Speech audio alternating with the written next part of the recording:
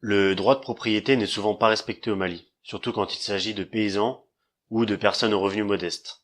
Comment comptez-vous le faire respecter? Tout simplement en appliquant les lois. En appliquant les lois. C'est un droit qui est inviolable et que nul ne peut y porter atteinte, sauf en cas d'expropriation pour cause d'utilité publique, après juste et préalable indemnisation. Une fois qu'on a écrit ça dans la Constitution, c'est dire qu'il s'agit d'un droit fort et un droit qu'il faudrait respecter. Maintenant, il faudrait documenter. Cela a beaucoup d'avantages. Beaucoup. Documenter signifie même que le gouvernement y gagne en termes économiques. À part la fiscalité foncière, ça va considérablement relever le PIB du gouvernement, le produit intérieur brut. Parce que vous comprenez, c'est une aberration telle que, on va vous dire que le paysan malien qui exploite 50 hectares de terre vit avec moins de $2 par jour et que par conséquent il est pauvre.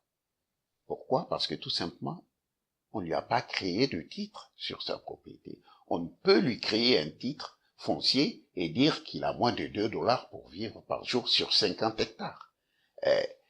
Si la terre était documentée normalement au profit du paysan, cela va relever le PIB du Mali. Cela va permettre de mieux protéger le paysan parce que personne ne viendra créer un titre sur une terre qu'il exploite à son insu.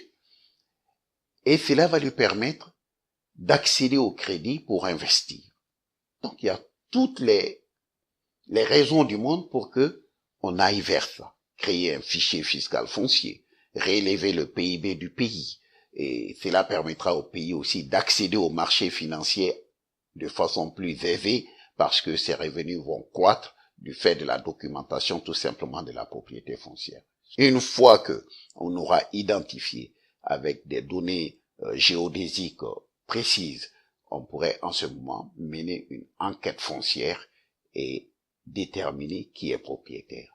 Lorsqu'il y a des cas de spoliation manifestes et visibles de terres agricoles, rejetant ainsi dans la précarité la plus absolue les vrais propriétaires de ces terres-là, eh bien, il faut qu'on instaure un délai de prescription assez long pour qu'on puisse revenir sur cette spoliation et ne pas faire en sorte que l'injustice triomphe juste par le formalisme du document. Donc, revenir sur les concessions qui auront été données ainsi et attribuer la propriété véritable aux détenteurs de ce droit traditionnel.